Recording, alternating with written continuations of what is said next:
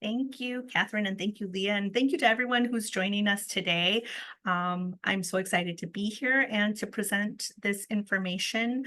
Today, we're going to be talking about the ASQ SE, Ages and Stages Questionnaire Social Emotional, second edition.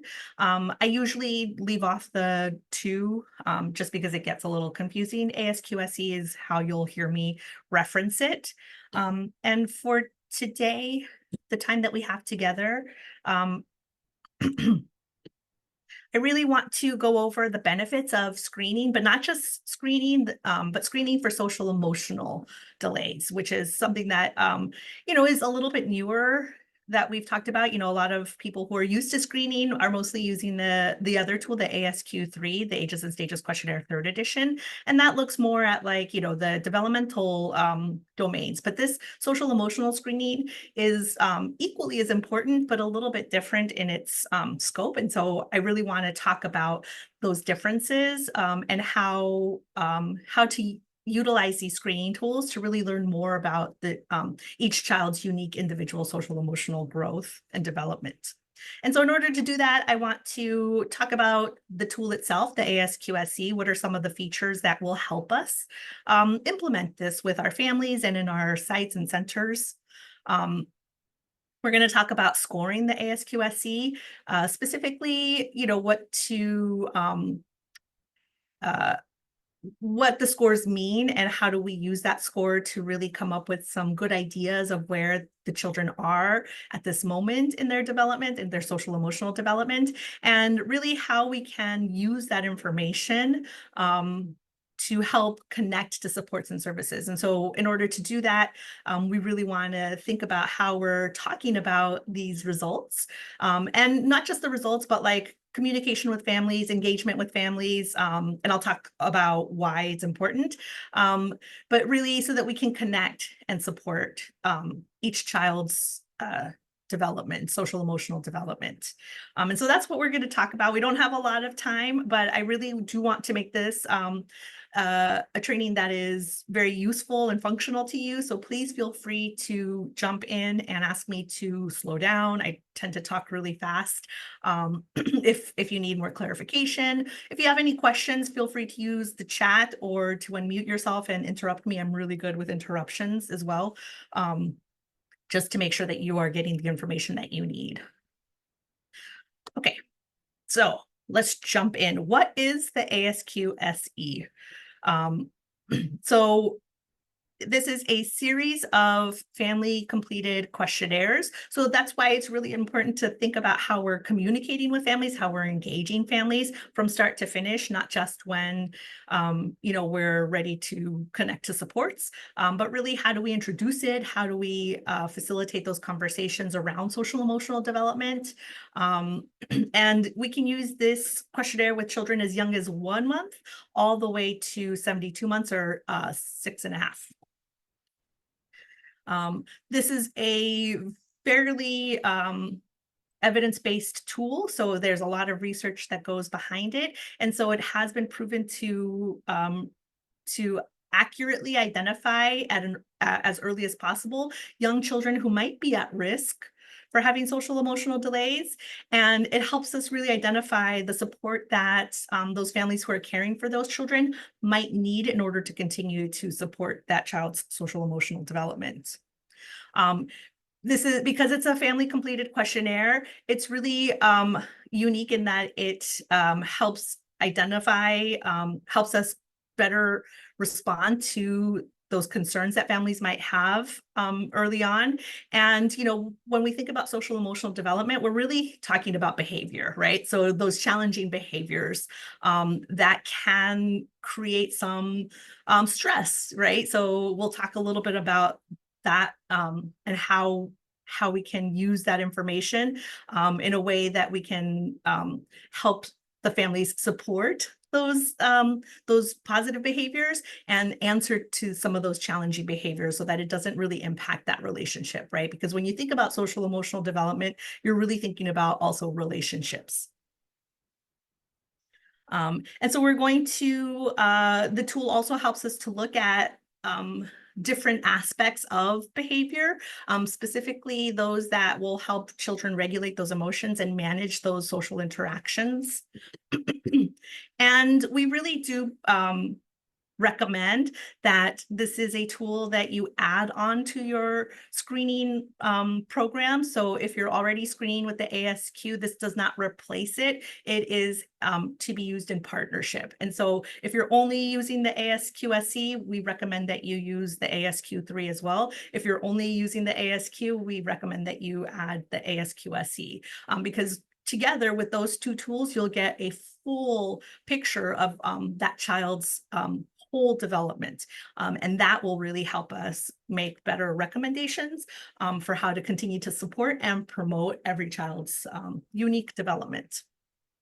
So when we talk about social emotional development, what do we mean, right? So what is social emotional development?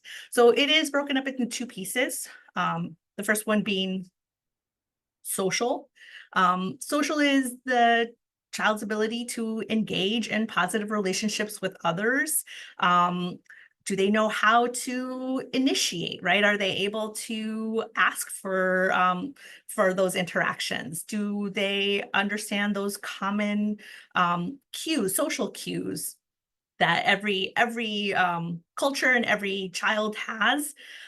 Do they understand do they want to be in relationship, right? So we have sort of this scale of children who are really social, who are really great at doing that, and then there's some who might need a little bit more support, even though they want to be. They might not know how, right? And so that's what we're looking at when we look at this tool is, what is the ability of the child to engage and be in relationship in a positive way. And then we talk about the emotional piece, right? So the emotional is the child's ability to understand emotions and to understand emotions in others. So what does it look like in terms of empathy? Do they see their friends and understand what those emotions might be coming up for their kiddos, for other children, or for themselves? Do they if one of their friends is upset, can they understand, right? Do they go over to comfort, or do they have questions about it? So this is something that we're going to be talking a lot about is this definition of social emotional development. And so we wanted to just sort of give you a little bit of foundation of what that means.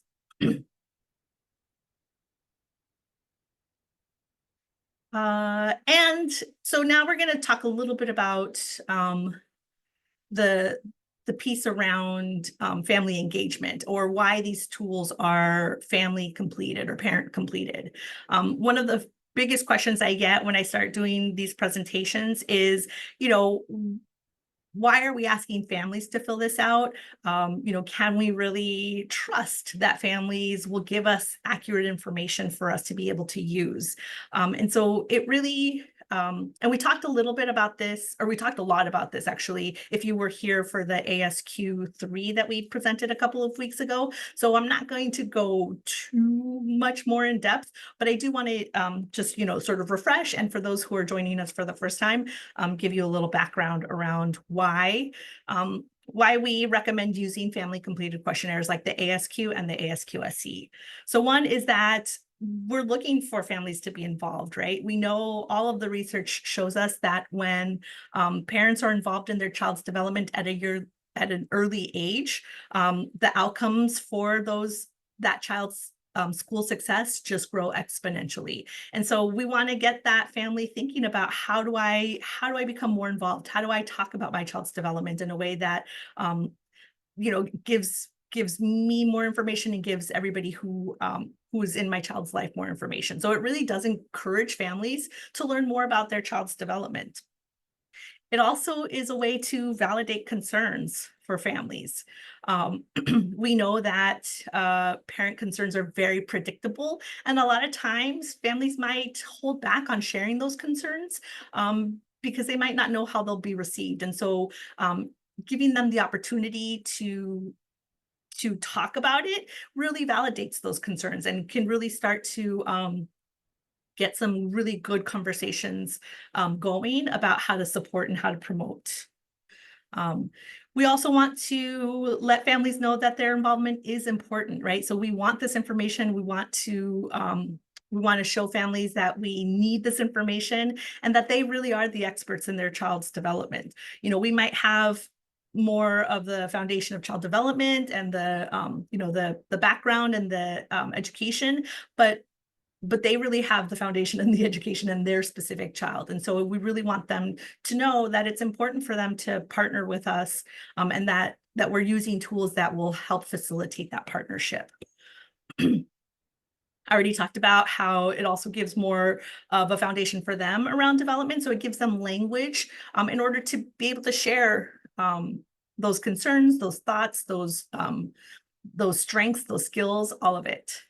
And because we're talking over a shared tool, right, like the ASQ-SE, it really does help bridge that communication. So it makes it a little bit easier to give information and feedback to a family if we're also asking for them to give information and feedback back to us. So it's this reciprocal communication, and the tool helps sort of bridge that. So let's talk a little bit about what we mean when we say screening, right? So the ASQ-SE is a screening tool.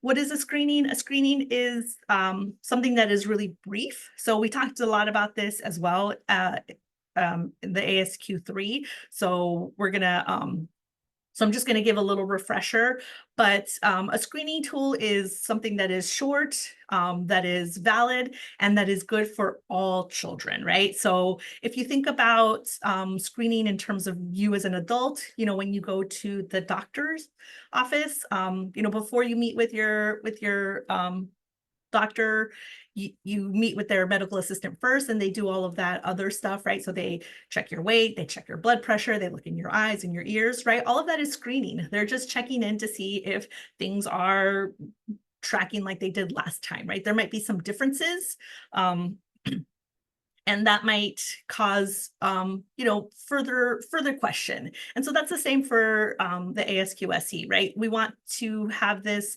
opportunity for all children, because it's going to tell us which children are meeting their milestones, which children are developing you know, at the pace that we would expect for children of that age and stage of development. It might tell us that there are some children who are, you know, maybe a little bit slower in meeting those milestones. So maybe we can put some extra support or extra practice in those specific areas that might need a little bit more support. And then it also is going to identify children who aren't meeting milestones at this time, who might be at risk for developmental delays if we don't intervene. Without any intervention, they might have a developmental delay, or they might be at risk for that. And for those children, you know, we want to you know, for those children that aren't meeting milestones, the screening isn't going to tell us why, right? It's just going to say not meeting milestones. So a screening, what it really is answering the question, which children need more in-depth assessment, right? So which children need more information about why they're not meeting those milestones. And so we just want to remind everyone that a screening is not a diagnostic tool, right? So we do not, this is not going to diagnose children who have developmental delays. It's just going to identify that risk.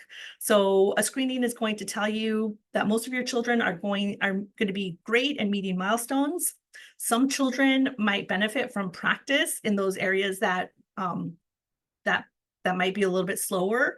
And then it's going to identify children who we want to think about that next step. So that referral piece of connecting them to further assessments. So when you have a really robust screening program that's well planned out, it will help you really sort of understand more about which children and how better to focus your supports for those children. And so really keeping in mind that when you use this along with the ASQ and the ASQ-SE, you're going to really have a lot of information and how to better support each child. Okay, great. So let's dive into the tool itself and look at some of the features.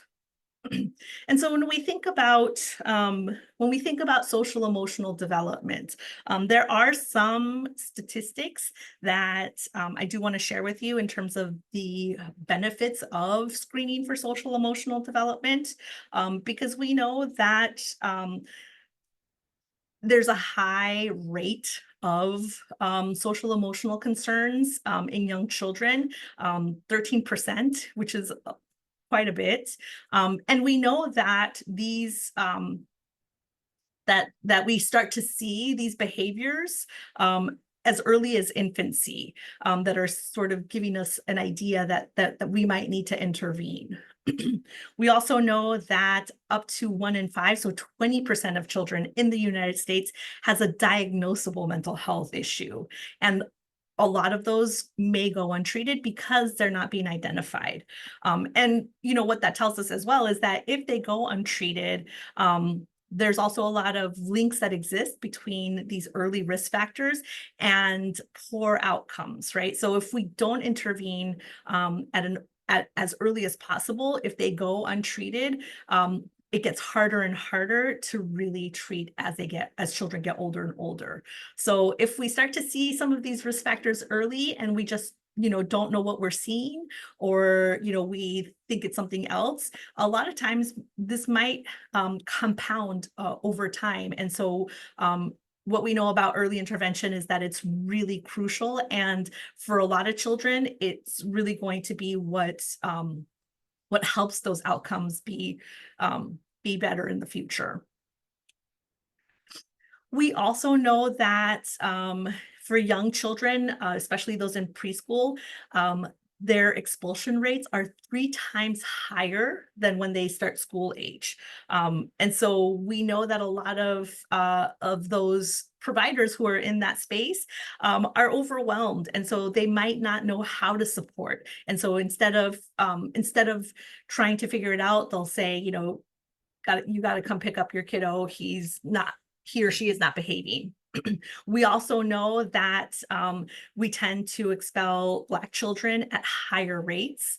And so we really do want to make sure that we're trying to prevent this, right? Because if we're thinking about equity, being in school is something that's going to be supporting children's education. And if they're not able to stay in school, if we're not able to support in that area, then we're not being equitable. And so we really want to make sure that we're thinking about how to identify what specific supports we need to put in place so that we can keep children in those settings, all children in those settings. We also know that the competencies around social emotional development are primarily formed through interactions, right? And so we're going to talk a little bit more about this, but this is where we really want to start thinking about how do we support the adults who are caring for these children as well. And we'll talk about why that's important. So when we think about, oh, I see a question. Oh, no, okay. So when we think about screening or assessing social emotional development, we want to make sure that we're thinking about, not just why it's important, but, there are some challenges that come into play. And so when we think about social emotional development, we're primarily talking about behavior, right? And so why might it be a little bit challenging to assess or interpret some of that behavior? Well, infants, right? When we have babies, some of the behaviors that might challenge us, crying, for example. Babies cry a lot. They cry to get their needs met. They cry when they're tired, when they're hungry, right? Is that a behavior that is challenging for adults? Yes, absolutely. We think about toddlers, right? Some of the behaviors that toddlers might have.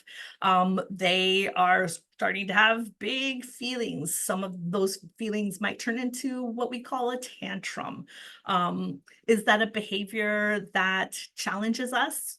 Yes, absolutely, right? Those big feelings, some of the irrational behavior of a toddler can definitely challenge us, right? They're hungry, um, they want their juice. You give it to them, and they get mad because it's not the cup that they wanted, or it's the cup that they wanted, but you didn't present it to them in exactly the right way, and so they'll have a big emotion about that.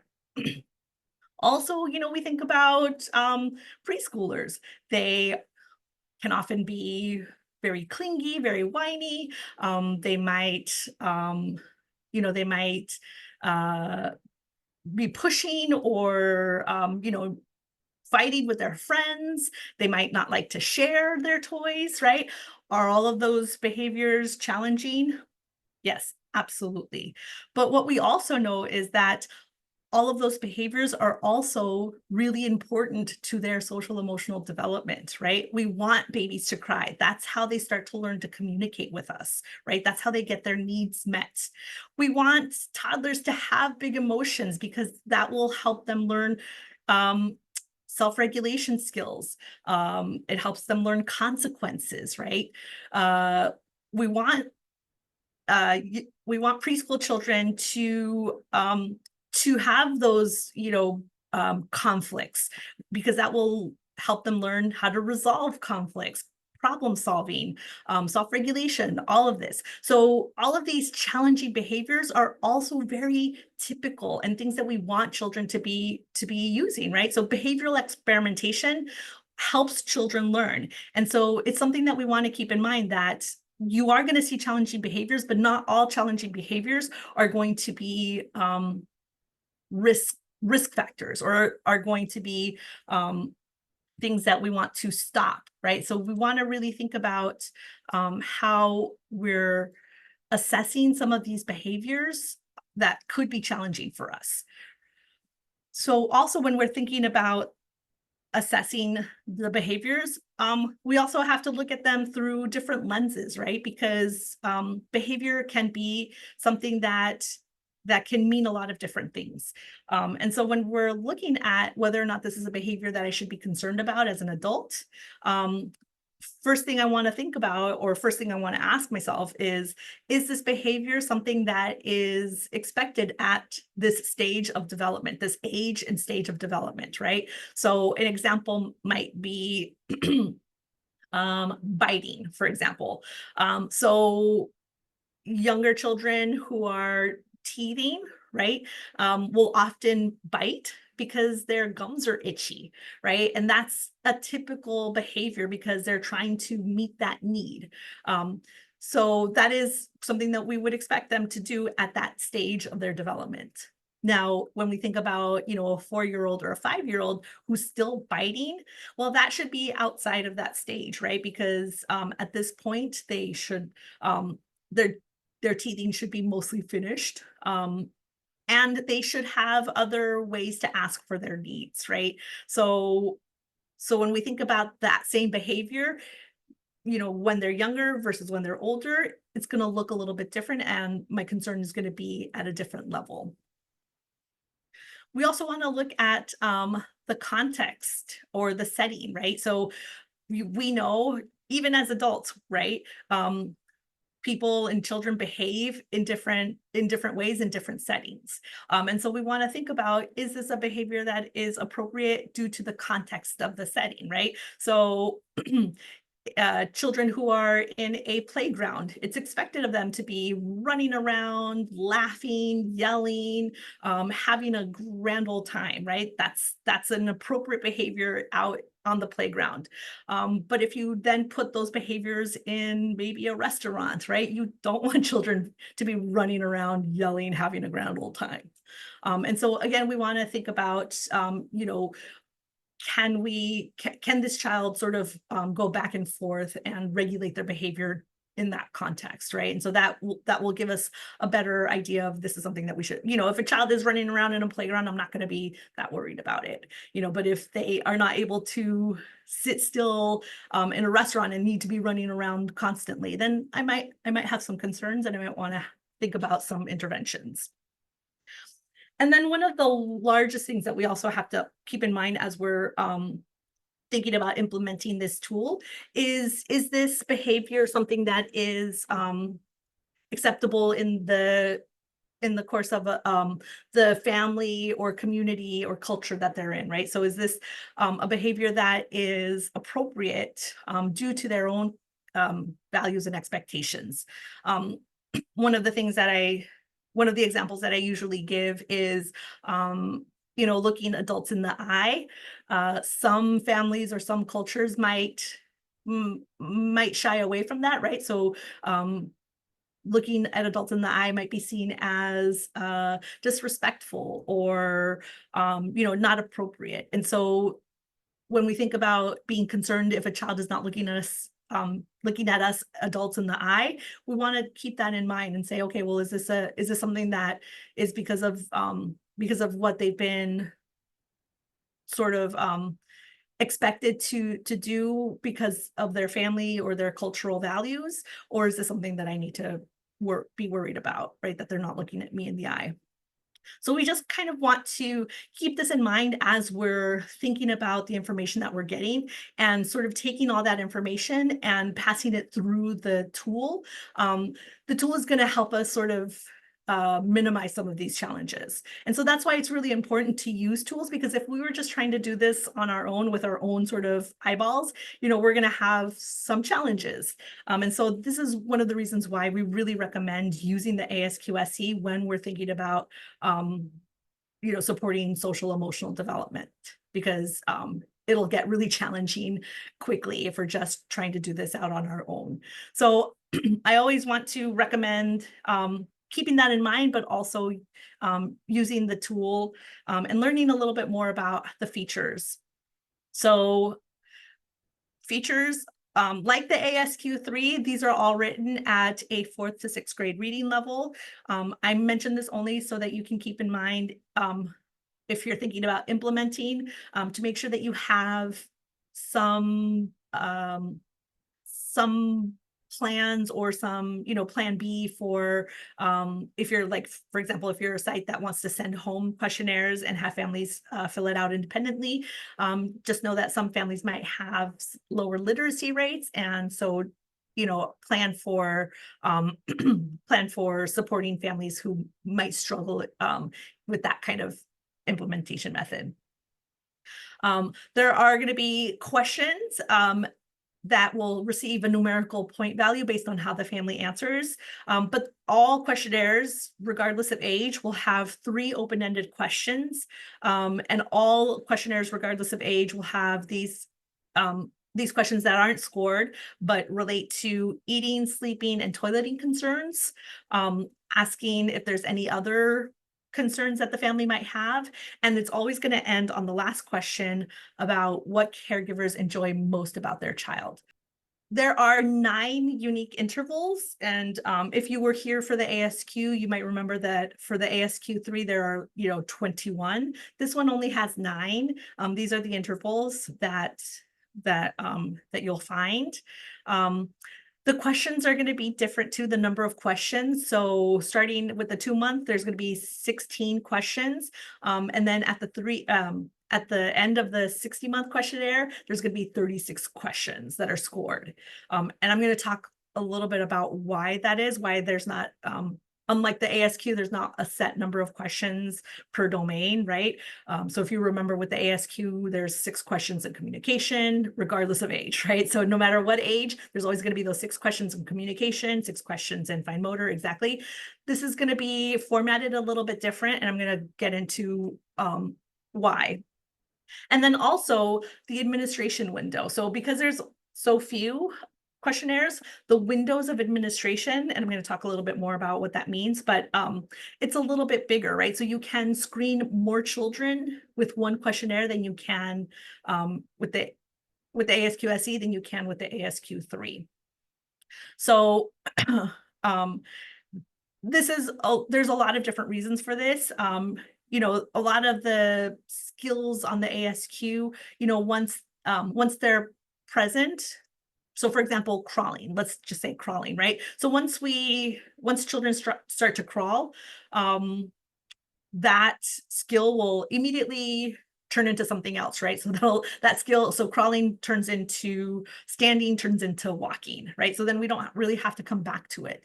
However, some of the behaviors that we want to see are things that should, so like say, for example, self-regulation, right? They might start to develop it early, but we want to continue for them to have it later on. And so it looks a little bit different. So just to make sure that I'm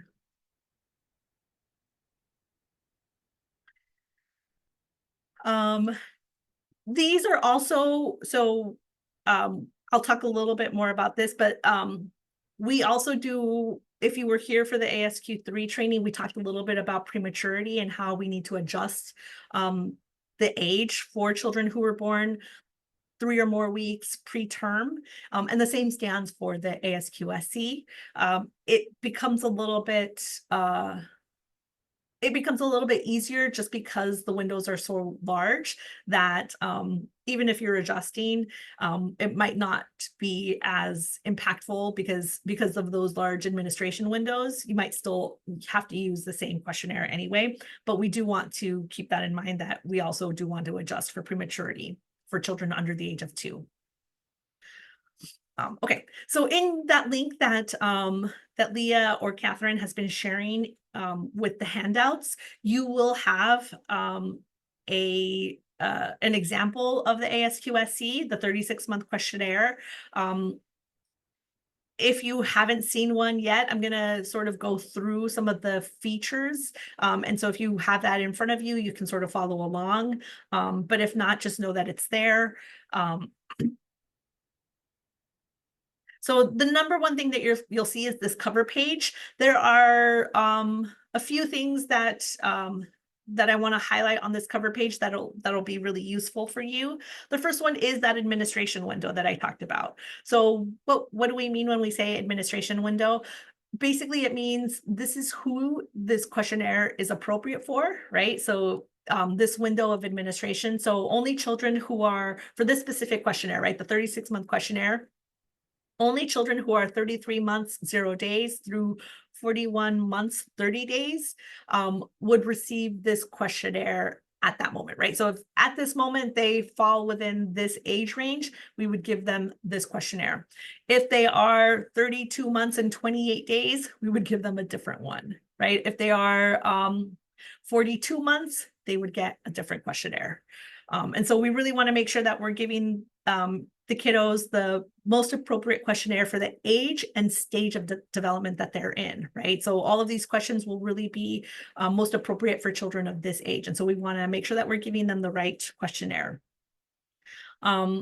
This is a feature that I don't really see people use a lot, but if you purchase these questionnaires, you can take this picture out and put your logo here, their personalization.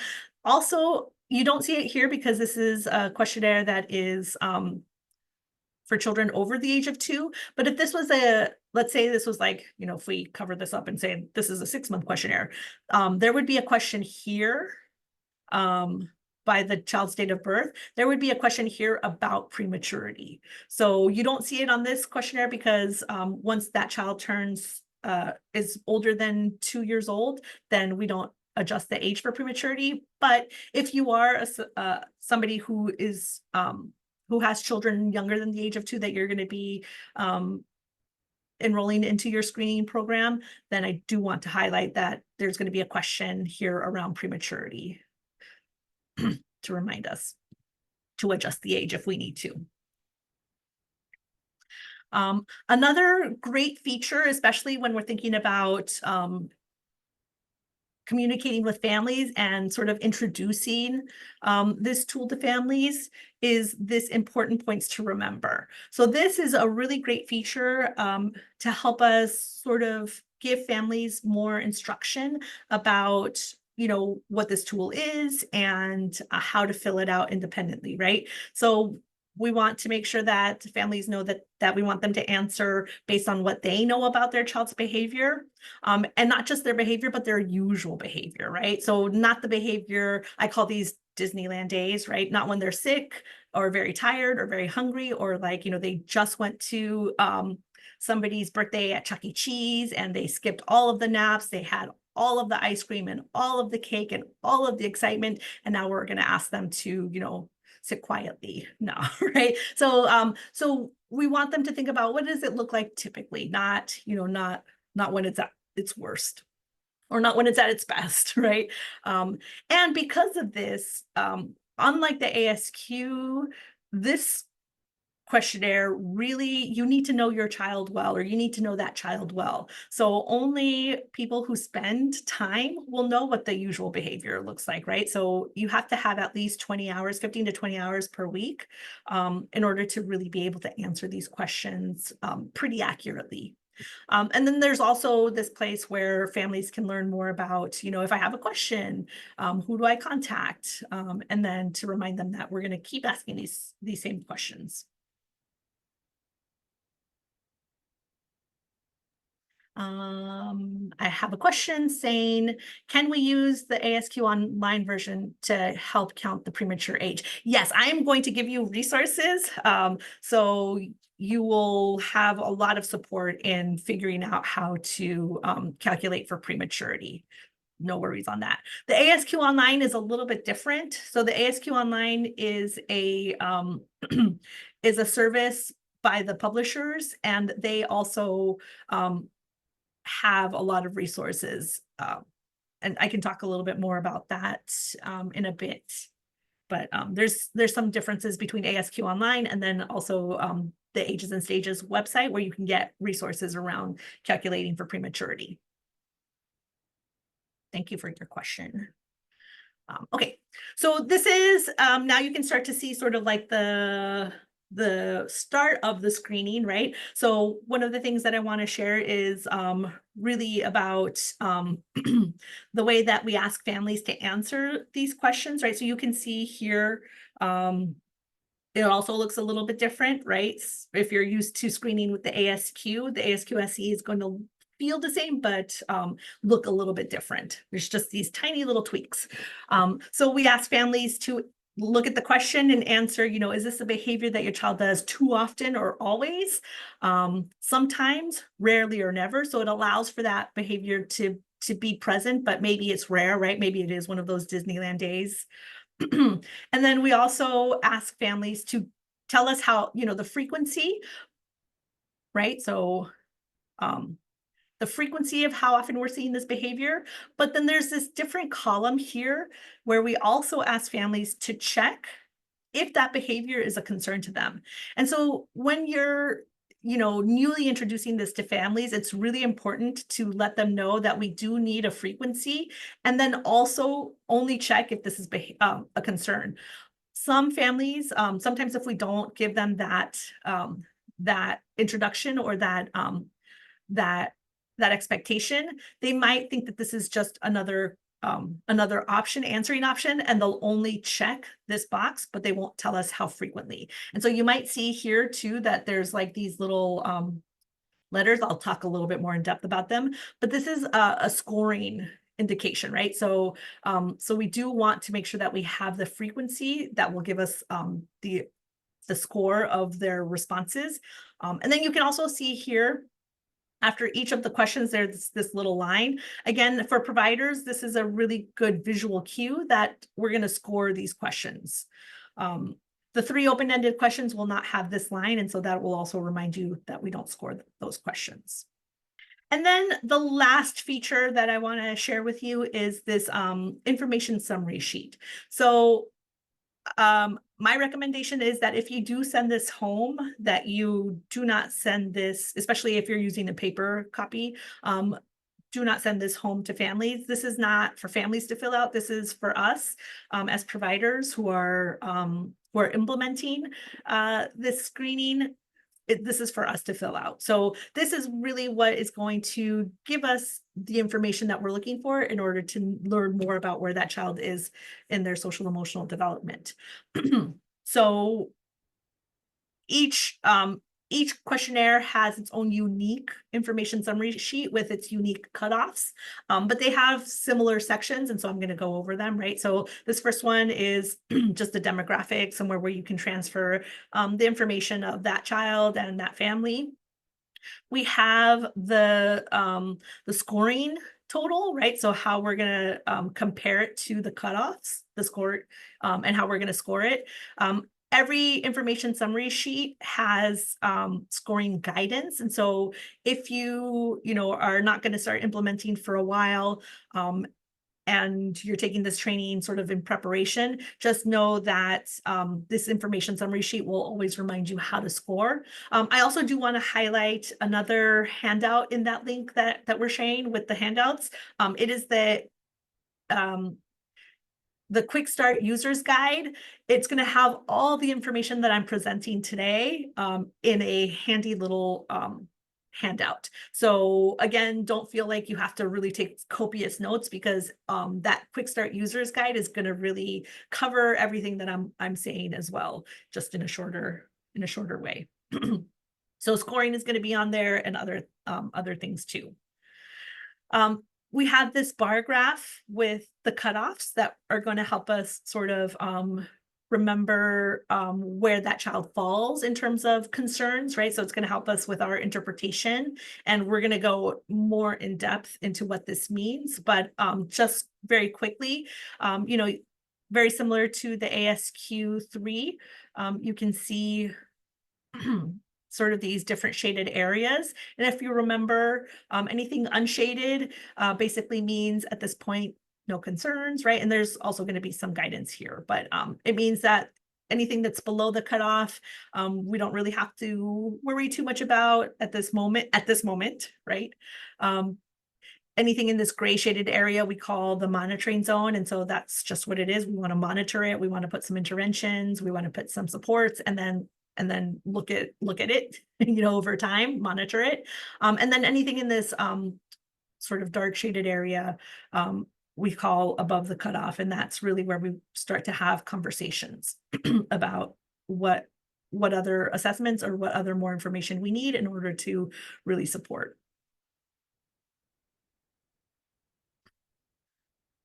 Here's where you can transfer the overall section. So even though it's not scored, it also gives us some good information to help us interpret.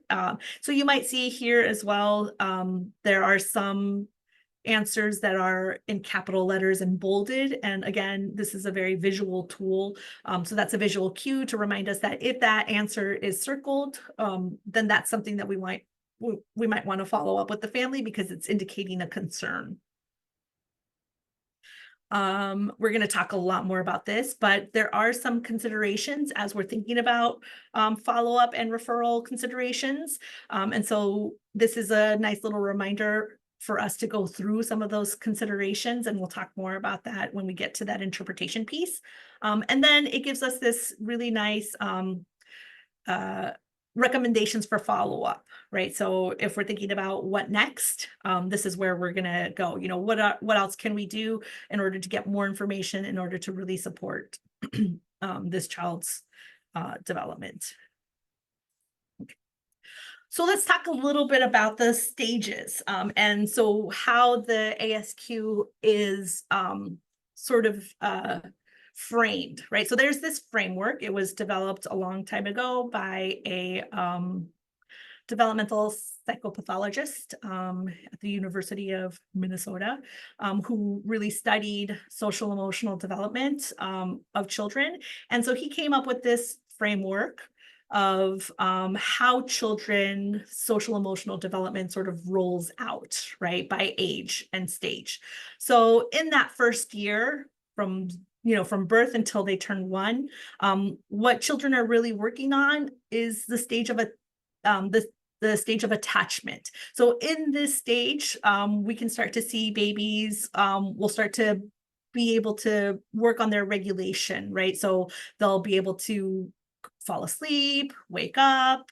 We'll be able to recognize some of those stages, right? So those states, right? We can recognize when a baby is sleepy or hungry or, alert and ready to play. They'll start to work on their attachment. So recognizing caregivers, primary caregivers, right? So when they're primary caregiver walks out of a room, they sometimes will get a little bit anxious, or when they walk into a room, they'll be like very excited to see them, especially coming back from a nap. They'll also start to form communication, right? We'll start to recognize different cries. So we'll know that one cry means, oh my gosh, I'm hurt, or I'm scared, or one cry is going to be like, hey, pay attention to me, I'm awake, right? So that's what they're working on in that first year. Then they sort of, continue that piece, but then they roll into the next stage, which is, once they've attached, now they got to learn how to detach, right? So they're working on their autonomy and their self-development.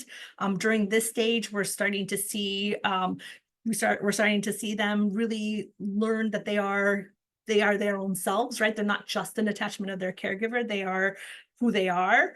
They'll start to use, words that reflect them, right? Me, I do it, mine, right? Their favorite word, mine. This is mine. They'll also really start to be more curious and independent and start to explore. They might still be a little bit cautious, right? So they're at the playground, they know their caregiver, their grown-up is sitting, just behind them. And so they'll just keep checking, you still there, but keep going further and further, right? So they'll be a little bit more curious and ready to explore. And at this point, you can put some boundaries in place, right? So they should have a little bit of self-control. They might not like those boundaries, right? Another favorite word is no, but you can start to put those boundaries in place, and they should be able to learn that there are some things rules that they just have to follow. And then they move on to sort of the last stage of development, which is, the sort of the relationship part, right? The social piece sort of comes in at this stage. This is really where recognition of emotions starts to come in, right? That empathy piece, that not just identifying for self, but also identifying it in others. Knowing that other children or other people have those same feelings that I might be having, and really starting to become more interested in forming those relationships, those attachments to other people, other peers. Okay. So when we think about using this tool, we sort of want to keep this in mind, because unlike the ASQ, there aren't sort of domains. There are areas, right? So when you think about this stage of development and all of these behaviors, you can sort of start to see how there might be some areas that we want to look at, right? And so here are the 7 areas that all the questionnaires of the ASQ-SE will kind of look at. So these are not going to be called out, right? So if you remember, or if you have the 36-month questionnaire, you can see it's just a series of questions. They're not grouped in areas the way the ASQ is. However, these are the areas that are represented. So we have self-regulation, which is the child's ability to adjust to their environment, to the conditions in their environment, stimulation in their environment, calm down, settle down by themselves or without a lot of support. We have compliance, which is that ability to follow the direction of others, follow those rules. Adaptive functioning, which is ability to cope with some of those more physiological needs, eating, sleeping, safety, evacuating, right, toileting. Autonomy, which is moving towards independence, really being able to self-start, self-initiate, respond without a lot of guidance.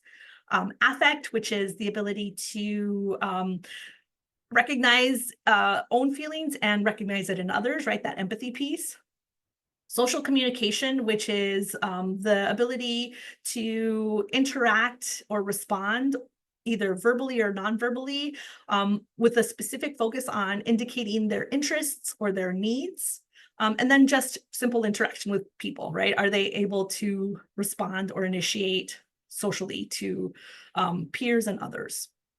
Okay, we're gonna launch a series of polls that have specific questions from some of the ASQ SE intervals. And what I'm going to ask is to read the question and then put it into the area that you think that question is trying to address. Okay. Leah, are you going to launch or should I? Oh, there it is. Okay, perfect. So here's the first poll. You should be able to see it.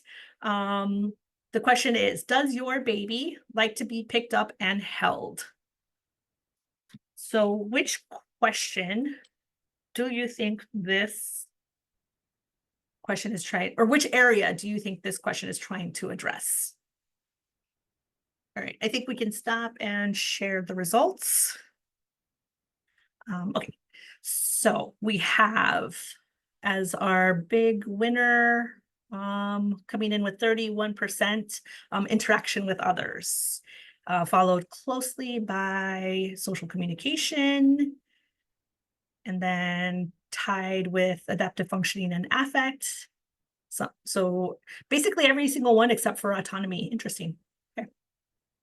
So the developers of the ASQSE actually put this question in affect. All right, let's launch let's launch the next poll.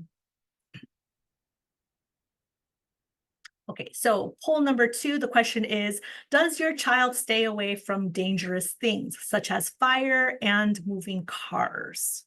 Which area do we think this question is trying to address?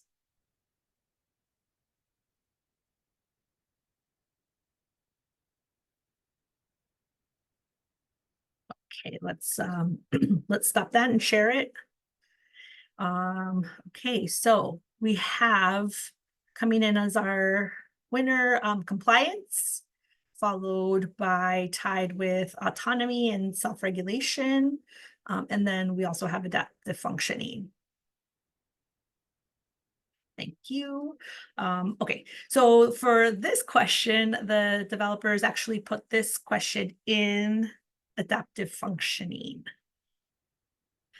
I know I'm blowing everybody's minds right now. Let's do, actually, let's see. Yeah, let's do one more. Let's do one more. Okay, so poll question number 3. When you smile at your baby, does he or she smile back at you? Okay, so we have with 45% of the vote, social communication, followed very closely by interaction with others. We have a little bit of affect and some in adaptive functioning. Okay, this one, y'all are right. Social communication is where the developers put this one. All right, let's just do one more. Okay, really, the last one. This will be the last one, and then we'll move on. Because I do want to get to others, but these are so fun. Okay, for our last poll, does your child stay with activities he or she enjoys for at least 10 minutes? Other than, we know that if you give them that tablet, they will be there forever. So other than watching shows or videos or playing with electronics, can they stay with activities for at least 10 minutes? Okay, let's share these. All right, so we have with 50% of the vote, self-regulation, followed by autonomy, with compliance, adaptive functioning, and then tied with social communication and affect, basically everything minus affect. So for this question, yeah, y'all got it, self-regulation. Nice. Okay, yeah, see, they're getting a little bit easier now that you kind of see where we're going. Okay, so let's stop this. Okay. Thank you for participating in that. Was that easy or was that hard?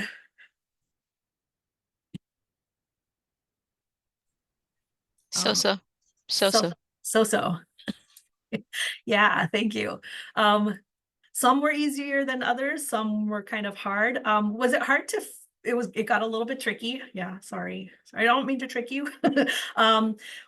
What made it hard, I think, and when I pick these questions. I try to pick the harder ones kind of, not because I'm trying to trick you, but because I sort of want to highlight that what makes this hard is having to choose just one, right? Because some of these questions, as you saw, people were kind of all over the areas. And it's possible, right? These are behaviors that can be if you think back to when I was talking about some of those like challenges, right? It's challenging to think about what is this behavior trying to tell me, right? And so these areas are not they're not fully, only one thing, right? So some of these behaviors don't only fall into one thing. And so the reason why we put them into one thing is because also, if you remember, this is a family completed questionnaire. So you're going to send these home to families, and families might have the same questions that you do, right? They might be like, well, why are you asking this question? And so what the developers were trying to do was to give us a place to start.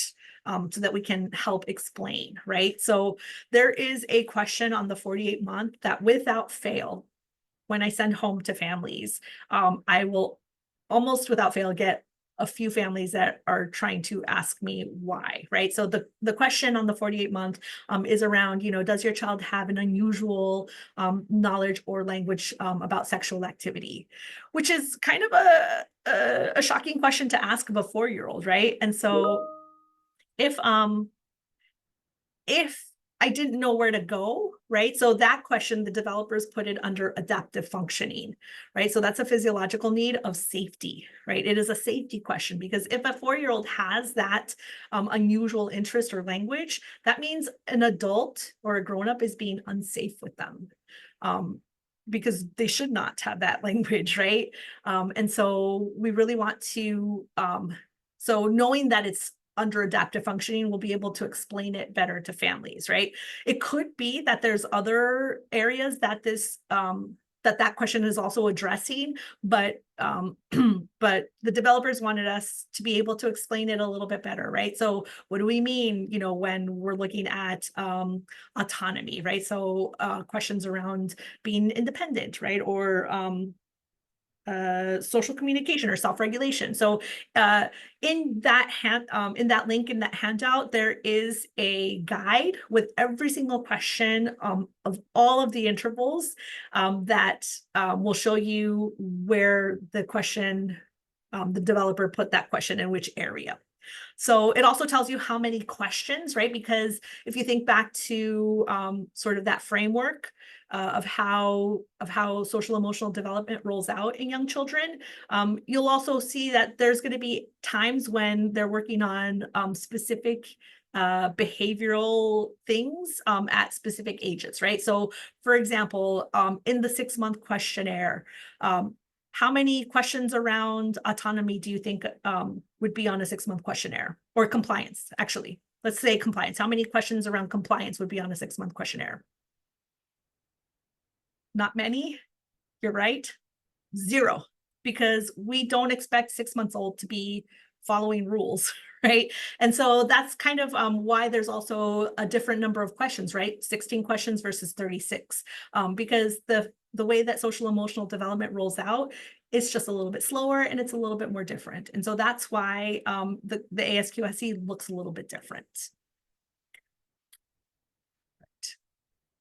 And because of that, also, some of the other differences impacts scoring. So we're going to talk a little bit about scoring now. So in terms of the features, but also how to score. So you might have noticed that there were some questions that were behaviors that we call competence behaviors, or those behaviors that we want children to develop, right? So smiling when you smile, smiling back when you smile, that's a competence behavior. We want children to be happy to see us, right?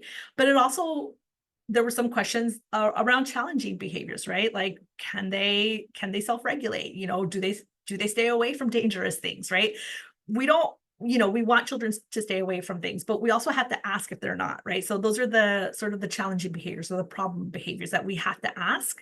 Also, externalizing and internalizing behaviors, right? Because some children internalize their emotions, and that's as big of a concern as children who externalize their emotions, right? So often the internalizers are the ones that we tend to not notice because we think they're sitting quietly and behaving. But it could be that they're not really engaging, they're not really talking, they're, maybe very anxious. And sometimes we'll say, look at how quiet they're sitting, look at how good they're being, right? But inside, all of these really internalizing, challenging behaviors are happening for them. And so, so this questionnaire helps us determine those kids that are at risk, especially the internalizers that we might miss. Okay.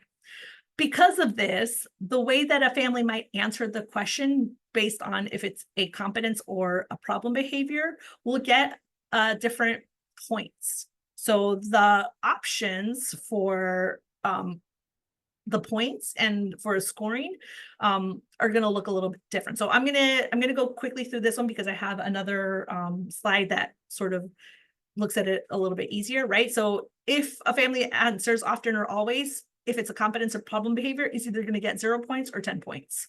Sometimes it's always going to get 5 points, and the same with rarely or never, 10 or 0.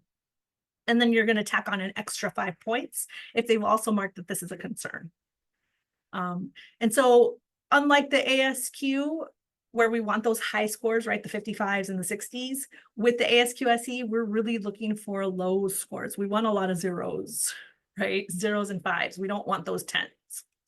Okay, so here's a way to sort of go through it a little bit easier, right? So if we think about a competence behavior, right? So this is a behavior we want children to have. We want to be able to see it, right? So this is a competence behavior that we're asking, and we ask the family, does your child do this behavior? And they say, yeah, I see that behavior always, right? We're not going to be that concerned, right? So we're going to give it 0 points. If this is a behavior that we want to see and the family says, I sometimes see it, well, that's a little bit of a concern, right? Because we want to see it, but we're only seeing it sometimes. So we're going to give it 5 points. If there's a behavior that we want to see and the family tells us, it's rare that I see it, I hardly ever see this behavior, well, then we're going to be a little bit concerned. No, we're going to be a lot concerned. So that answer is going to get us 10 points. Now, opposite, right? So if this is a challenging behavior, right? So this is a behavior we do not want to see, and a family answers, yeah, I see this behavior too often or always. Well, that's a big concern because we don't want to see it. And the family saying, yeah, it's there often. It's always there. So we're going to give that answer 10 points. If this is a behavior we don't want to see and the family says, yeah, I sometimes see it, well, we're still going to be a little bit concerned because we don't want to see it. And the family saying, sometimes I see it. So we're going to give that answer 5 points.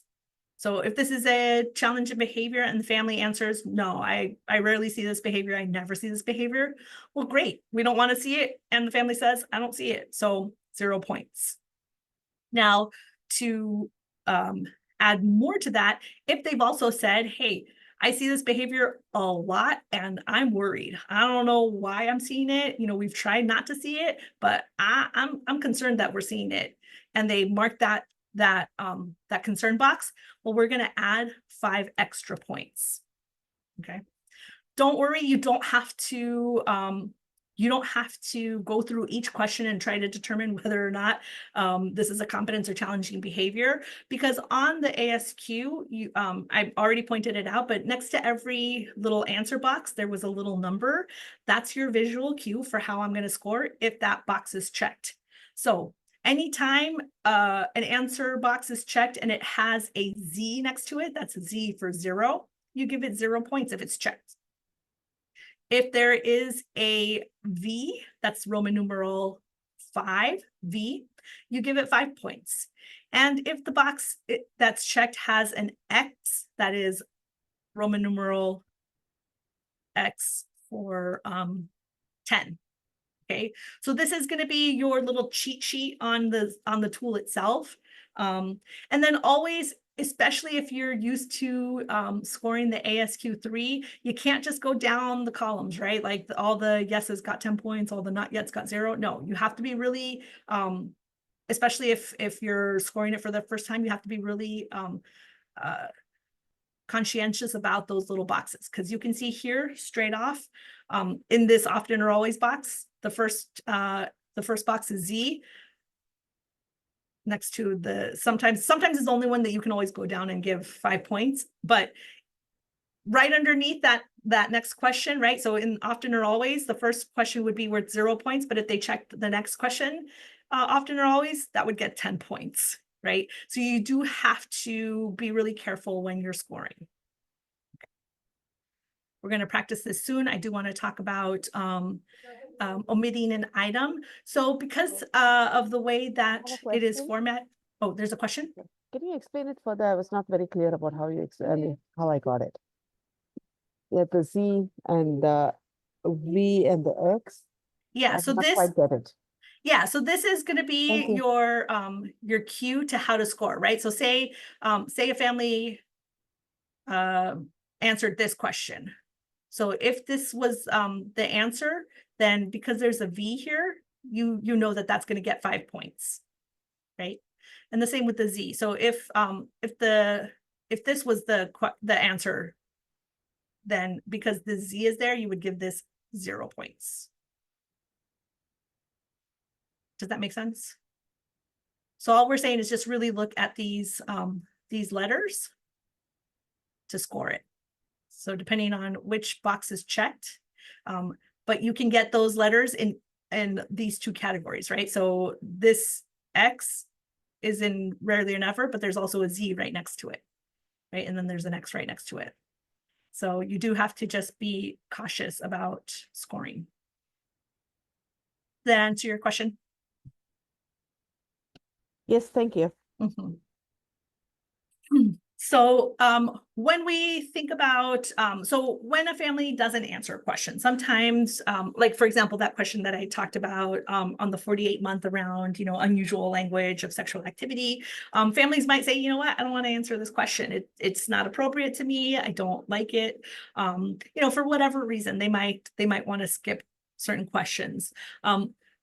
You still do want to adjust the score, but only if there are on one page more than 2 missing items, right? Because 1 or 2, because there's so many questions on one page and we're scoring by page, actually, not by domain this time. We're scoring page 1, page 2, page 3, and then we're going to add those all up to get a total score. If there's only 1 or 2 missing questions, adjusting the score is not really going to change the result. It's only when on one page there's 3 and you can only have up to 3 is where that might impact. So we don't want to, if we see more than 3 questions missing on a page, we do want to go back to the family and, sort of try to figure out why they're not answering the question, or maybe they have questions or need some support.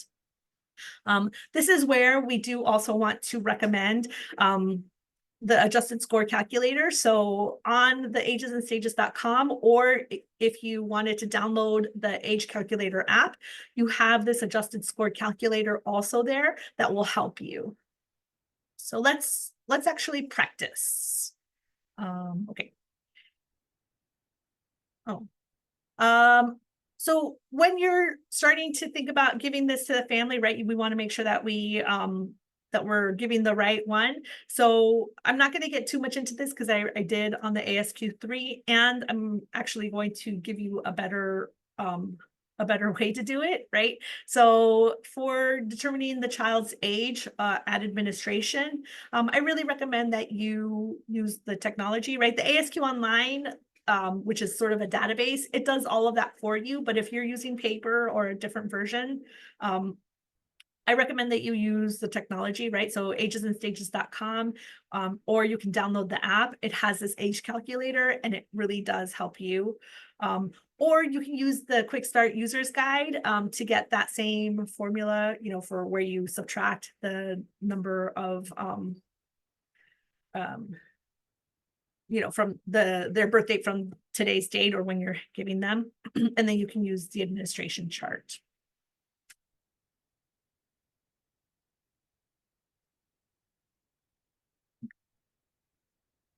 Okay, so here's a little section of this questionnaire. So I'm going to give you some time, and then we're going to do something that I like to call a waterfall, which is you're going to add up all of these questions and tell me what the score is for this section.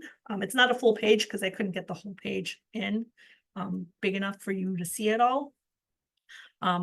But if this were the full page, so you're gonna put your answer in the chat, but you're not gonna hit enter. You're just gonna have it sitting there. And then when I say go, everyone's going to enter at the same time. And then we should see sort of a cascade of answers coming in all at the same time. Okay. So take, let's say, 40 seconds. It shouldn't take that long to score this section of the ASQ SE. And what the total would be on this page if these were all the questions on this page. All right, are we ready? And go. Right.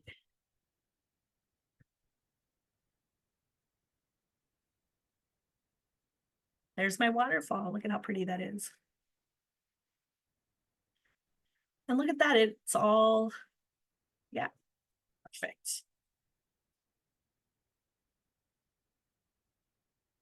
Yay. Awesome. Okay, let's see it. So y'all did it the way that I explained it, right? So here we see this is 10 plus 5, makes this a 15-point question. 0, 5, 0, 0, and then another 15-point question, and that gives us 35. Yay. So it's just that easy to score. You do just have to, keep in mind that, that little letter next to the box, and that'll help you determine what the score is. So let's talk about the score, right? And what does it mean, right? Because once you have the numerical score, you want to compare it to the cutoff, because that numerical score is going to start to give you the results of the indication of where that child is and what to do next, right? So we always say screening and follow-up. It's not just screening, right? It's not just identify, but it's identify with the purpose of supporting and promoting the next stage of development. So once you have the score, you want to come back and compare it to the cutoff, right? We talked a little bit about this already, but anything below the cutoff basically at this point means that that we're not going to be really concerned, right? So so where we really start to think about, what next is in that monitoring zone and that cutoff. So between the cutoff and below the cutoff, we had that monitoring zone, right? So this is really where children, we might want to start thinking about, well, what's going on for them? What else might we need to know? What things can we put into place, and then sort of check in at a later date to see if they're meeting that concern.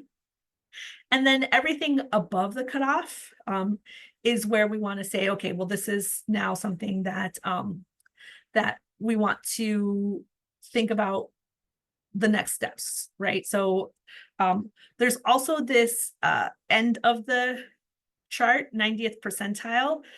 So there's a score plus, right? So on this 36-month questionnaire that we've been using sort of as an example, there's this 90th percentile, which means any score over this means that only 10% of the children scored more than that when they normed this, right? When they did their research. So that gives us a little bit more information, right? So we do want to keep that in mind as we're starting to interpret some of these results. Okay. What might be impacting or influencing a child's behavior? So there are a lot of different things that we want to think about when we're starting to interpret, right? So we get the score. The score is just where we start, and it's really what we do next, right? So we want to think about what might be causing some of these behaviors. So we're going to do a quick sort of brainstorm using something we call Padlet. So we're going to share the link, and I'm going to give you some time to sort of think about it, but there are certain factors that might influence a child's behavior, right? So time, setting, and environment, right? So is this behavior happening at the same time, in the same place, with the same person, right? Development, right? So development might be impacting this behavior. Maybe they're a little delayed in communication, and so they're using behavior to meet those needs. Health is a huge impact on behavior, right? When I'm not feeling well, I'm not going to be my best self, right? And then family and culture, that can also impact behavior. So if you go to the Padlet link that we're sharing,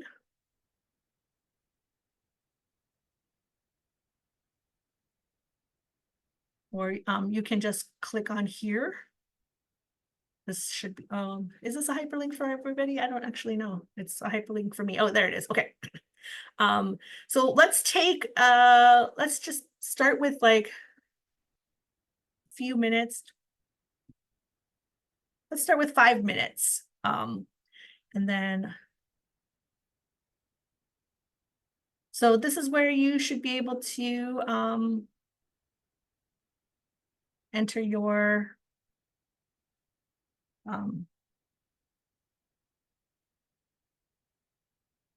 answers, right? So you would say nap time issues,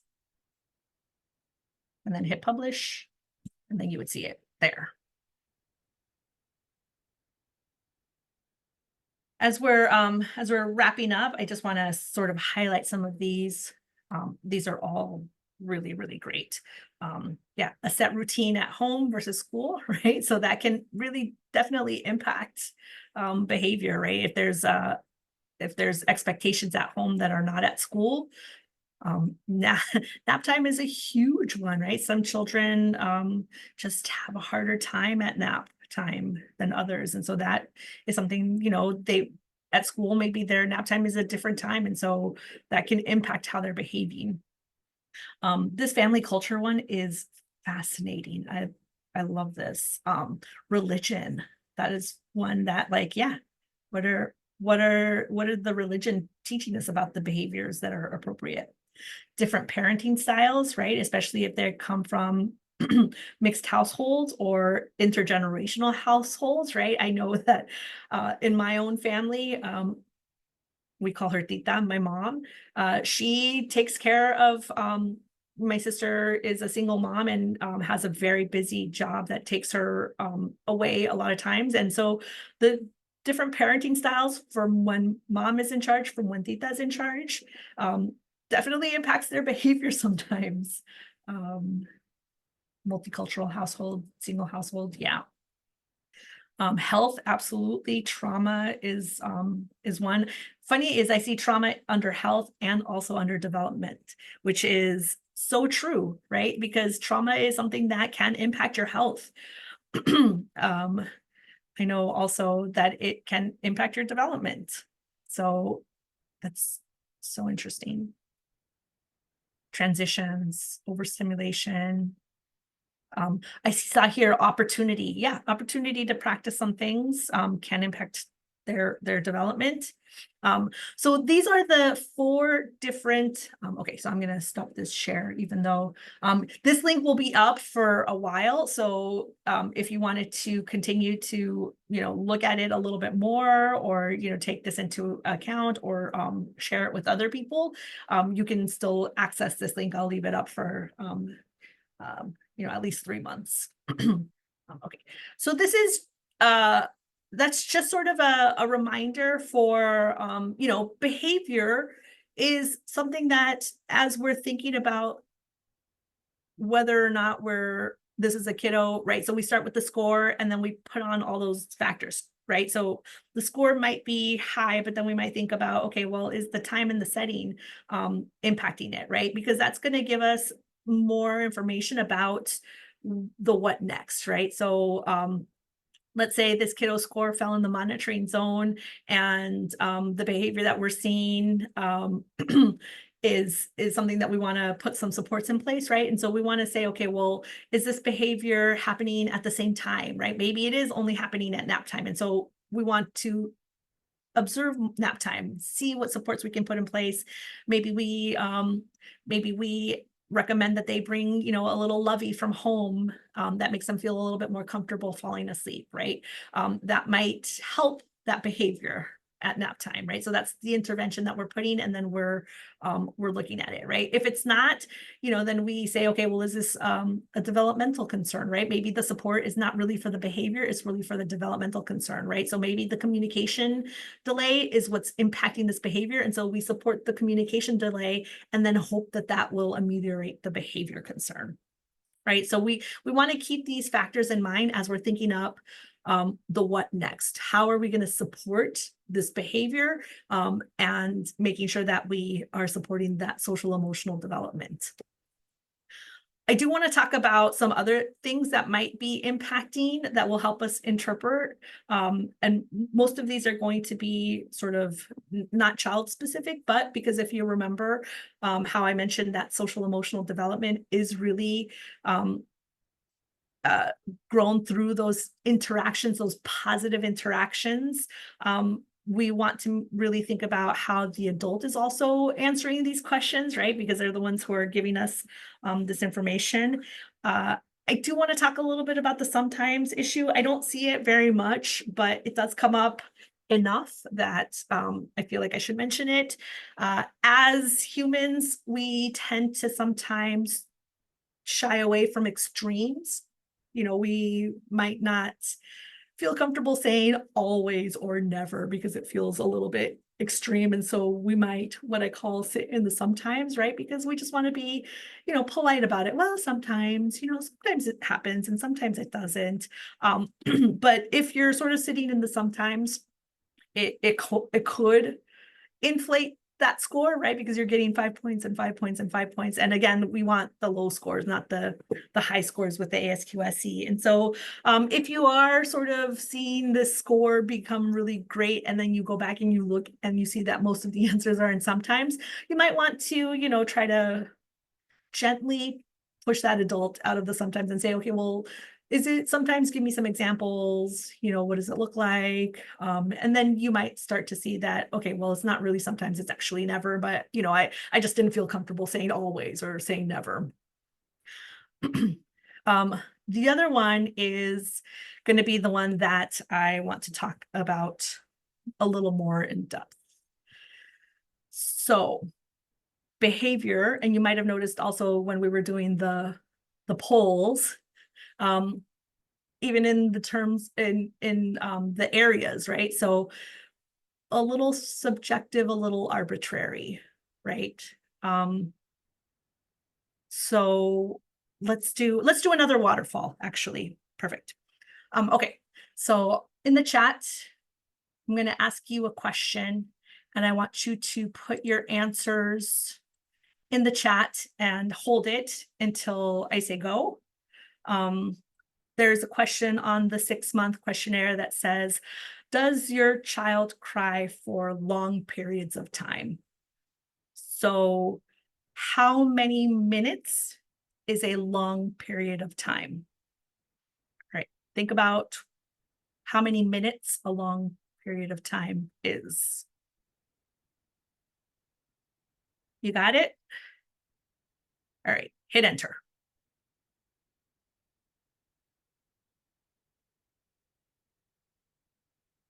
Okay, so 10 minutes, 45 minutes, 10 to 20 minutes, 20 plus, 30, 5 minutes, 45, 15, 30. All right, who's right?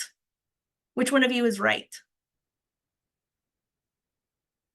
Is it 45 minutes? Is it 5 minutes? Those are some big extremes. 5 minutes versus 45 minutes, right? No one is right. Actually, not no one is right. Everyone is right, right? Because this is what it means to you.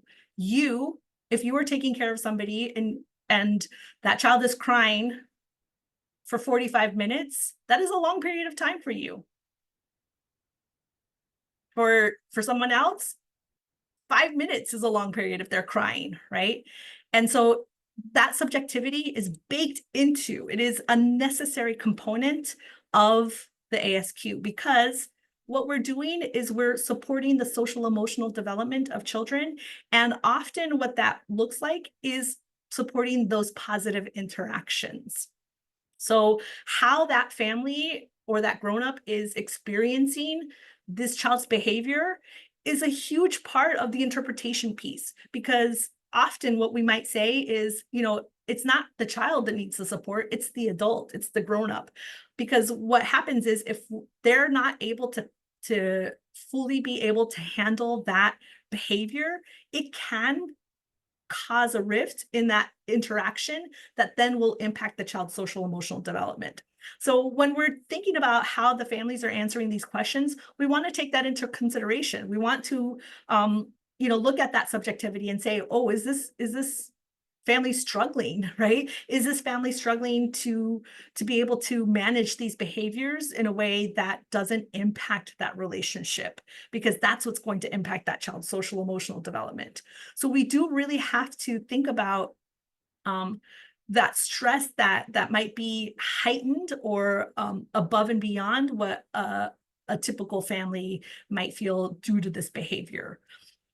So we might want to provide that parent with some more support and some more guidance, because that really is what's going to make sure that we're not impacting that interaction between caregivers. And this goes also for other caregivers who are having to deal, right? So preschool teachers, family child care providers, social workers, home visitors, all of y'all who are also caring for children in these types of settings, you also have, the need to not cause any rift in that interaction, because you're also part of that, that fomentation of social emotional development for young children, right? So we really want to make sure that we're keeping that in mind of how we're interpreting some of these answers and some of these scores. I don't like to say validity of report, because all report is valid, but we might want to be a little more cautious, I think, as we're interpreting, when we know families, when we know parenting is very challenging, just by itself, right? It is, especially coming out of a pandemic, coming into sort of a different world now, right? Post-pandemic, it's challenging. It just is. But it is even more challenging. It can be made more challenging when you are maybe a young parent who might not have a lot of support. You might be isolated, right? Maybe you're coming, you're a recent arrival into this area, and you might not have the community that you did back where you used to live. You yourself might be having your own mental wellness issues, right? You might be struggling with your own sort of depression or mental health. Or you as an adult have also experienced or are experiencing trauma. It's going to impact, right? And so that's where we talk about how we might want to give some guidance or more support for those families, because the way that they answer these questions, you're gonna notice that it might not, you might, as a provider, might be looking at the child, and your experience of caring for this kiddo might be completely different than how the family answered, and that's an indication, right? Like, this family is saying everything is going wrong, and you look at the kiddo and seems pretty well put, right? But it might be that the family is struggling, and so you might want to, before it gets to the point where it's going to impact that child's development, you might want to put some supports in place for that family. So, if we are having some challenges, right? So some ideas of differences of what we're seeing, we might want to suggest other things that we might want to do is, get another caregiver to also answer the ASQSE if they have those, that 15 to 20 hours. We might want to say, okay, well, let's see if somebody else is also having some of these same concerns. We might want to get more information, right? What does it look like? How does it feel? What are we doing? We might just want to do some more observations, observe those interactions, observe that environment. And that will give us some more guidance on what supports we might want to put in place. When we think about some supports, right, when we think about what we might want to recommend, you know, if nothing appears to be out of place, or, you know, we're not really concerned at this time, we might want to just provide guidance anyway on the next stage, right? So some activities that they can do, some more information around social emotional development. If they're in that monitoring zone, we might want to follow up, have some supports in place. If we think that this child might might need a referral, maybe put that into place as well, especially we talked a little bit about internalizing versus externalizing. Those internalizers might need a little bit more support just because it's just so much harder to see the impact when they're sort of squirreling everything away. And then I'm going to talk more about Help Me Grow, but it is always a great recommendation to connect to a care coordinator when the scores are above the cutoff, because especially with mental health and social emotional support, the pathway for referrals is just a little bit less clear. But I'm going to talk about that. But here are some things that you can do. Help Me Grow. I do want to talk about having communication with families, right? So how do we share this information? How do we share the supports that we're recommending? So we always want to make sure that we celebrate, right? So we want to share all of our recommendations in a way that is going to be sensitive and that will help us get more information if we need it, right? So we want to lean into our toolbox of how do we have these kinds of communications, right? Especially when we're talking about social emotional development, when there are concerns, behaviors, these tend to be conversations that can be a little bit more challenging.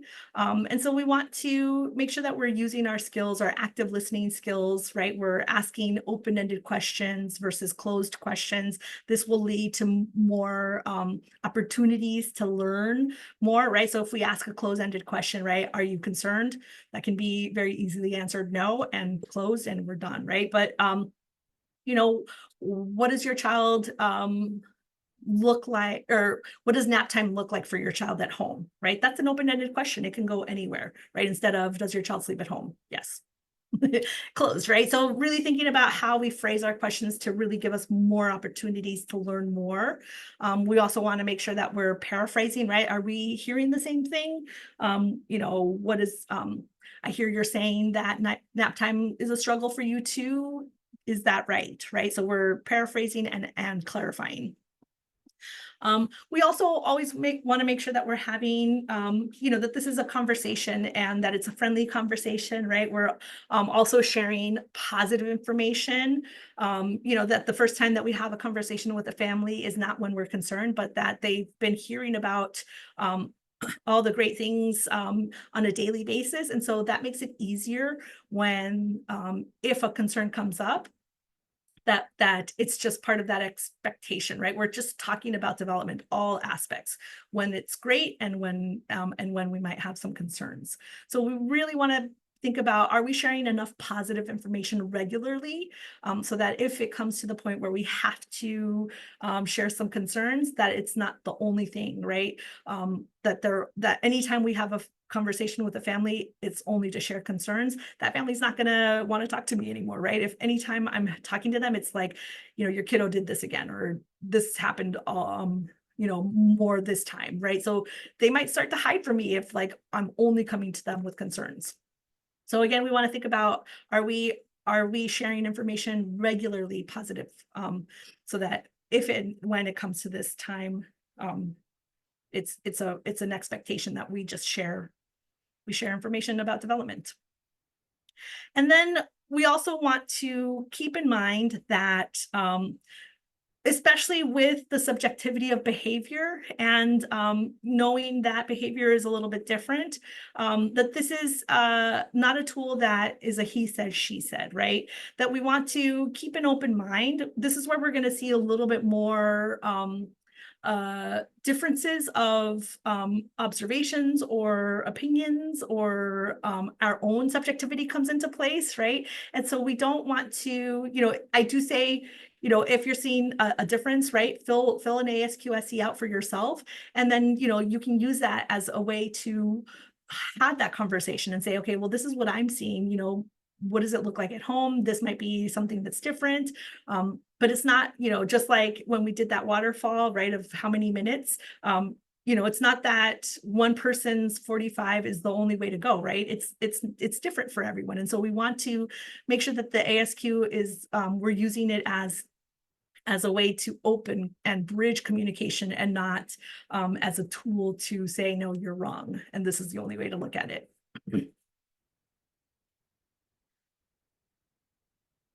We want to make sure that as we're having these conversations that we're, I went over this, and this is not anything new. I'm sure you're already doing this. And so this is just a reminder. We want to start with strengths. We want to celebrate. We want to, let them know that we're here to support, and that we're going to be talking about recommendations that are, for them, and ask them, right? What recommendations do you have, right? So this is a partnership. If there are concerns, we might have more questions, right? We might want to think about, whether or not that they, if they have any ideas about why this behavior might be happening. They might have a different perspective, right? They might have already tried some interventions, and, this will give us some ideas about, we don't want to recommend something that maybe isn't working. Are there other things that they might like to try? Are there other people where they might bring in, right? So families sometimes come with a wealth of resources that we don't know unless we ask, right? So who else is there to help? Who else might be able to support? Do they want, we might, from our own experience, say, well, I saw something very similar in a different child or family, and this is something that worked for them. Would you want to try it as well? So as we're having these conversations, we want to also keep in mind that the ASQSE specifically is going to be something that we just want to interpret a little bit more cautiously, keeping in mind that subjectivity, keeping in mind that a lot of the supports might be for the families. We might want to have multiple conversations where we ask, we ask them to try some things out at home, right? We might want to put more routines into place for them to see if that can support some of these challenging behaviors. And then always come up together with the next steps, right? And always making sure that the family is leading that, right? So I always say that the best recommendation is one that the family is going to take. Oh, I don't think we have time. We don't have time. Okay, we don't have time, but I really want to give you this maybe homework assignment. And maybe we bring this back to the learning lab that we're going to have in a couple of months. But I do, there in that link, there is a unscored questionnaire for this little guy, Juan Carlos, who is 36 months. There's also a case study with some more information around what's going on for Juan Carlos at home and for his grown-ups. And so it's a way for you to sort of start to get the practice for for how to start to interpret or start to come in with some ideas of supports that you might put in place or some questions you might have. And so So I do want to leave that with you if you wanted to practice it. I know that we're a little bit out of time, so we don't have a lot of time to do it as a group. But maybe you can do it at some point so that you just sort of practice scoring and then practice how you're going to work with the family to think about what the next steps are.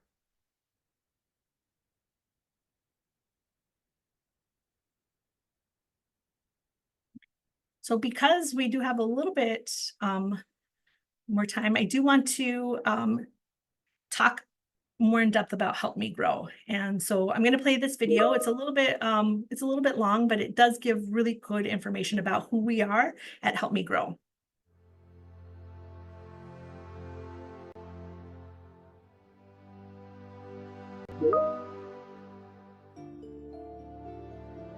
Being a first-time parent, you don't want to make any mistakes. You want to get every single thing right. You want to know how to do it, and it's not easy. When you're first introduced about your child struggling through his development, as a parent, you feel a little helpless. Because we don't know where to go, who to ask. I had this special case in my childcare. I could not understand his behavior. One of the challenges that we hear from parents is that when they may have a concern about their child, they don't know where to turn. So with Help Me Grow, we provide parents all of the information about the choices that they have available to them and help them make the best decision for their family about what they need to support their child and their family. Help Me Grow was very easy to reach out to. I just had to call them. El doctor nos comunicó con el Help Me Grow, nos dio mucha información. Fue una gran ayuda. Cuando nos dieron el número de Help Me Grow, le hablamos y ellos fueron muy humanitarias, nos ayudó demasiado. Our Help Me Grow phone line is free. It's available in Cantonese, Mandarin, Spanish, and English. And we have access to language support for all of the other languages in the county. Families call the Help Me Grow phone line for a multitude of reasons. Communication concerns, behavior concerns. We help families connect to entitlement systems, the regional center, the school districts, community-based play groups, parent cafes. We know that sometimes it's sort of a journey for parents to get to a point where they're ready to act on concerns or act on things that are happening with their children that they want support with. So it's really trying to be a partner alongside of them and trying to get them connected to those services they feel like they're ready for.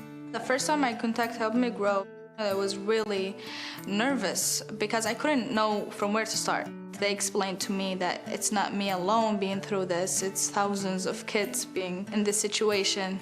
And looking for helping your kid and helping yourself is a sign of a good parent. And that's the first word that makes me feel relief and make me feel like I am really a good parent. Talking with Help Me Grow, I didn't feel judged. They share personal stories with me, which helped me feel comfortable, and how to go about situations in my son's life. Help Me Grow really helped me to understand what's going on, and they helped me to connect to the parents, to the services the child needed. Help Me Grow give us more than what we expect from them. Este programa de Ayúdame a Crecer nos ha ayudado muchísimo y nos está ayudando con nuestra hija. I think this is a great resource for families who are struggling possibly with the development of their child or even having questions. Just to have a centralized area with kind professional resources is very helpful. You know, I've been doing pretty good. The stuff that they have been telling me, it actually has been working. Slowly but surely, I do see. It's made me feel more confident in the decisions I was making, more confident in the investments I was making into my child's development. Help Me Grow made me feel like I wasn't alone and I was part of a larger community.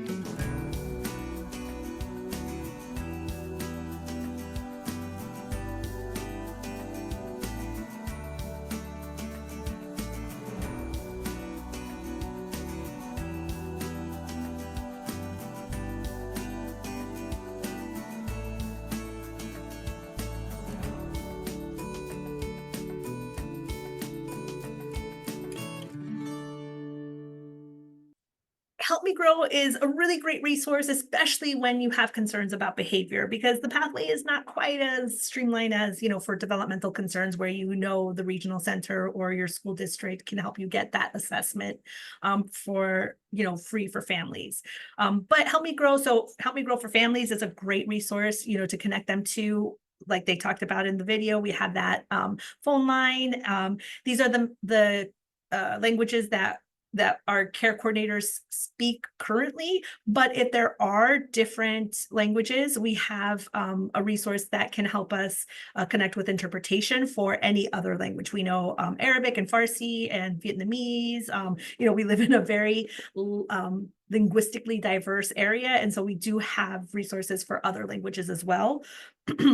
We also, for families, offer the developmental screening program. So if this is a family that maybe you are only going to connect with once through this piece, but you want to connect them to ongoing periodic rescreening, the developmental screening program is a great resource because we'll send them questionnaires, the ages and stages, the ASQ 3 and the ASQ SE, either through email, through that ASQ online that we talked about, and then we'll also connect them to those activities. And if there are concerns, we connect them directly to that phone line. So it is sort of our own developmental screening program.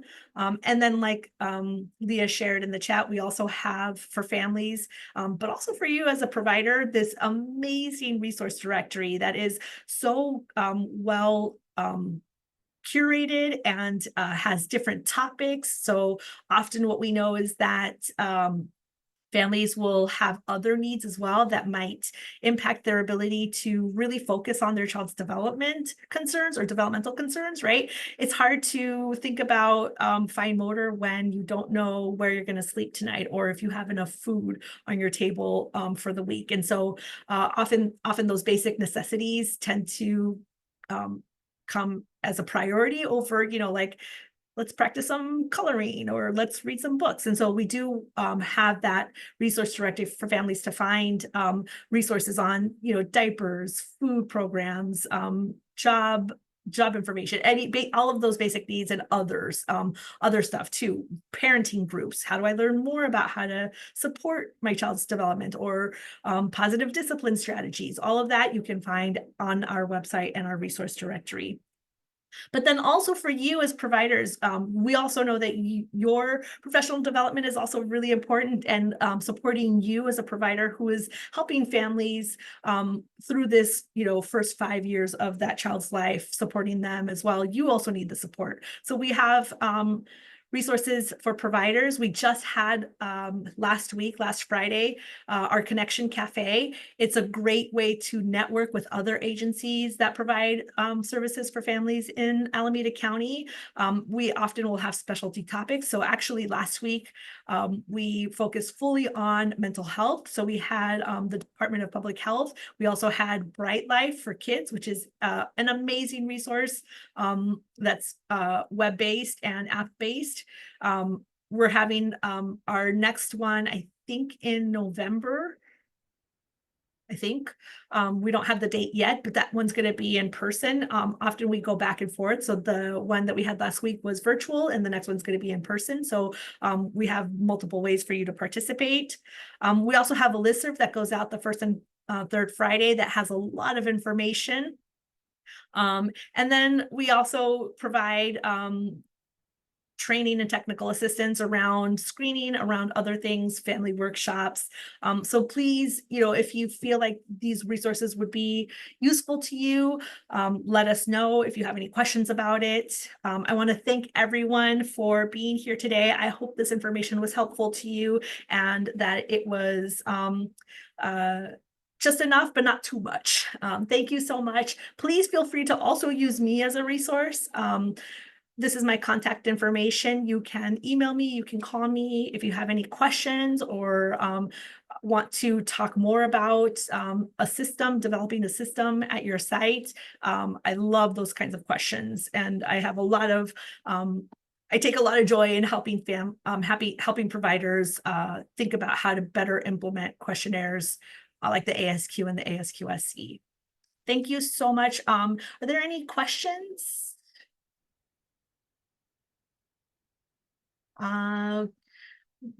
Will Help Me Grow us in the ASQ or ASQ online to help parents access. Yes, so if they are part of that developmental screening program, the families choose whether they want the questionnaires electronically. If you're a provider, if you're, say, a family child care provider in Alameda County, we also have a program with the ASQ online to help you. Please reach out to me to learn more about it.